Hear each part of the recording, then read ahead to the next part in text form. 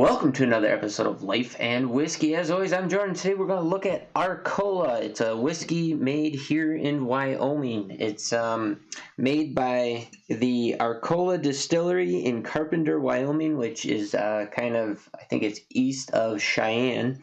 And they make their own whiskey. And it's, let's see here, premium whiskey distilled from bourbon mash. So it's at least 51% corn. There's not a lot of information on this, on their website or on the bottle. There's no age statement on here, which may or may not be illegal. I don't know, because it's not a straight whiskey, so it's not 2 years old. And being a non-age statement whiskey, it has to be at least 4 years old. Judging from that color, I'm guessing it's definitely not that old. And you can kind of see swirling in here a little bit of charcoal and stuff. So I'm guessing that they don't filter it at all. It says that it's the Hearts cuts only. And it also says that they use direct fired pot still. So they might be doing something as simple as just a little still, or like what do you call that?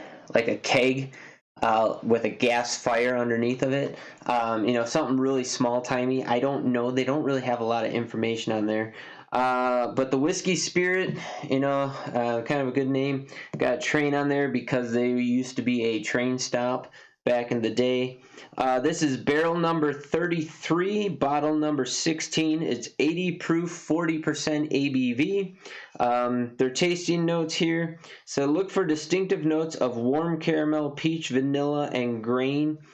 So it says small batch, handcrafted, all kinds of other words that don't really mean a whole lot. So let's see what we got here in the glass. So yeah, you can see, let's see here.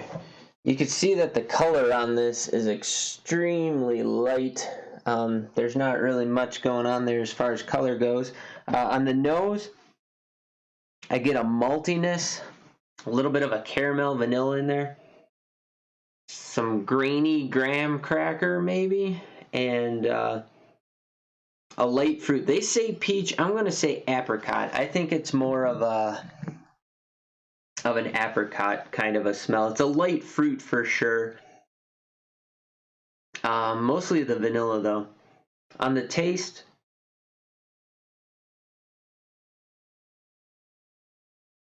a little bit ethanol forward. Very. So all of the notes I'm going to say have a dry, wine dry component to them, but there's a sweet caramel in there, a little bit of a honey, definitely a vanilla, a little bit of a fruit, and then a little bit of an ethanol burn at the end. Now all of those notes have this spikiness to them, also leading me to believe that this is a fairly young whiskey. You can taste like just the way that the flavor components come together. Definitely needs more time in the barrel. That being said, it has a very nice profile to it. I would love to see what this thing looks like with some age. I'm guessing it's going to turn into an amazing whiskey at some point. It's a good whiskey now. It just is young, right? And you can taste the youngness to it. Definitely has a little bit of a craft note to it. But other than being young, and it's understandable, right? If you're a craft distillery, you're just trying to get product out the door so that you can keep money rolling in to hopefully stay open. Because I recently had to sell off all the distillery equipment and stuff. I was going to try and put a distillery together. Unfortunately, over the pandemic and all this other stuff, like the cost of rent, so stupid, I don't know why, but instead of all the business properties in my area going down in price, they went up in price. So instead of $2,000 a month for rent, we're up to $3,000 a month in rent. And most distilleries, you have to front a year's worth of money before you even get to turn the still on. By the time you go through all the permits and everything, if you can get in 6 months, you're doing pretty good. But with COVID and everything else going on, I gotta imagine that backlog is just hurting. And so for the TTB, so like you're looking at easily a year, I would think. So you got to be in the building, have your equipment in the building, be ready to go, and not actually be able to produce anything. So you got to pay for your equipment, you got to pay for your insurance, you got to pay for that rent, and if you don't own the property anyways, or maybe you have a mortgage or whatever, so you have all this input costs and you don't even get to turn the still on yet. Then once you turn the still on, that's why so many places do unaged products to start with. They either do a short-term aged whiskey, like a corn whiskey or something that is not aged, and then gin and vodka is very popular as well. I get it, right? Like, because of all those components, there's a rush to get stuff out the door. Sometimes I worry a little bit. Like Wyoming whiskey, they did that exact same thing, and they pulled their first release out at 2 years. And if you go back and watch my video on the original Wyoming whiskey small batch that I had, I was not a fan at all of that first release. I remember tasting it going, oh my gosh, this is horrible. And they had the distiller from Maker's Mark. He put the distillery together. He built the still, designed it and everything, and like he knows what he was doing and stuff. And so like it was a huge disappointment.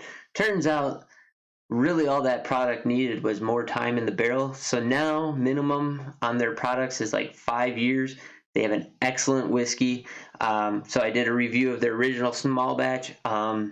If you've been watching these videos in order, I just did a store pick for T&C Liquors for their Wyoming stuff, and that was at Cask Strength. That was awesome. So I'm pretty sure that this Arcola, with some time in the barrel, will be a extremely nice whiskey. It has all the makings for it. There's nothing really out of place about it. It just is young and a little bit sharp. So hopefully those guys get a chance to watch this video, and they are doing everything they can to keep product in the barrel a little bit longer. I was able to pick this up for $28.89 here locally. I'm guessing you're not going to be able to pick this up outside of the state of Wyoming. I could be wrong. If you can, let me know in the comments down below what you can find it for in your area. If you've had the opportunity to try it at all, or maybe something with a little bit more age, I'd be interested to hear what you have to say about it. But yeah, go ahead and drop that in the comments down below. Yeah, that's pretty much all I got to say about this. 80 proof, 40% ABV, if I hadn't already said that. Arcola Distillery, Carpenter, Wyoming. Looks like they got a good future ahead of them. So, anyways, thanks for watching. And as always, you have yourselves a great day, and we'll catch you in the next video.